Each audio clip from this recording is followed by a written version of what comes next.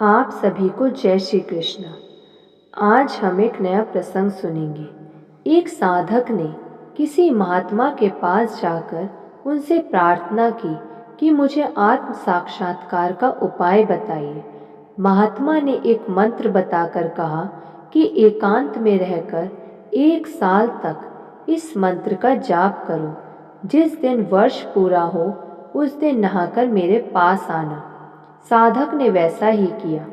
वर्ष पूरा होने के दिन महात्मा जी ने वहां झाड़ू देने वाली भंगिन से कह दिया कि जब वह नहा धोकर मेरे पास आने लगे तब उसके पास जाकर झाड़ू से गंदगी उड़ा देना। भंगिन ने वैसा ही किया।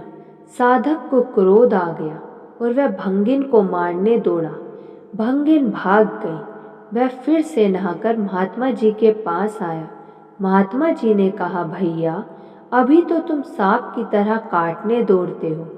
साल भर और बैठकर मंत्र जाप करो तब आना। साधक को बात कुछ बुरी तो लगी, पर वह गुरु की आज्ञा समझकर चला गया और मंत्र जप करने लगा।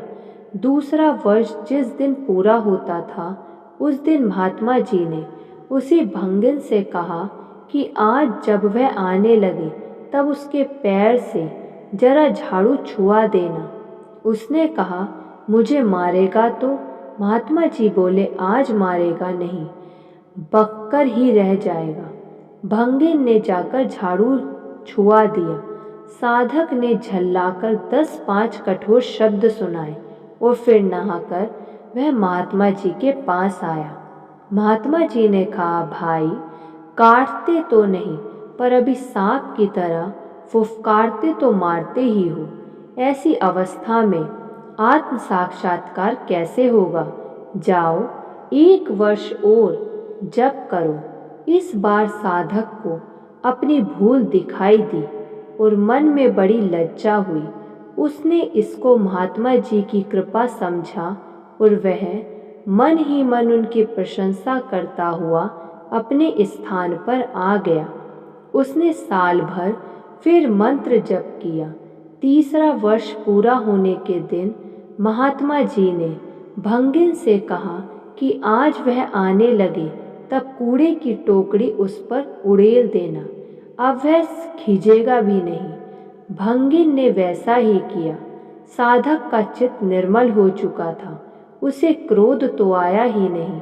उसके मन में उल्टे भंगिन के प्रति कृतज्ञता की भावना जागृत हो गई। उसने हाथ जोड़कर भंगिन से कहा, माता तुम्हारा मुझ पर बड़ा ही उपकार है, जो तुम मेरे अंदर के एक बड़े भारी दोष को दूर करने के लिए 3 साल से बराबर प्रयत्न कर रही हो। तुम्हारी कृपा से आज मेरे मन में जरा भी दुर्भाव नहीं आया। इससे मुझे ऐसी आशा है कि मेरे गुरु महाराज आज मुझको अवश्य उपदेश करेंगे। इतना कहकर वह स्नान करके महात्मा जी के पास जाकर उनके चरणों पर गिर पड़ा। महात्मा जी ने उठाकर उसको हृदय से लगा लिया, मस्तक पर हाथ फिराया और ब्रह्म के स्वरूप का उपदेश किया।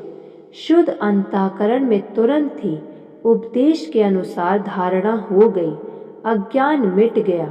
ज्ञान तो था ही, आवरण दूर होने से उसकी अनुभूति हो गई और साधक निहाल हो गया। जय श्री कृष्ण। ऐसी और वीडियो सुनने के लिए आप इस चैनल को सब्सक्राइब कर दीजिए और इस वीडियो को लाइक कर दीजिए। धन्यवाद।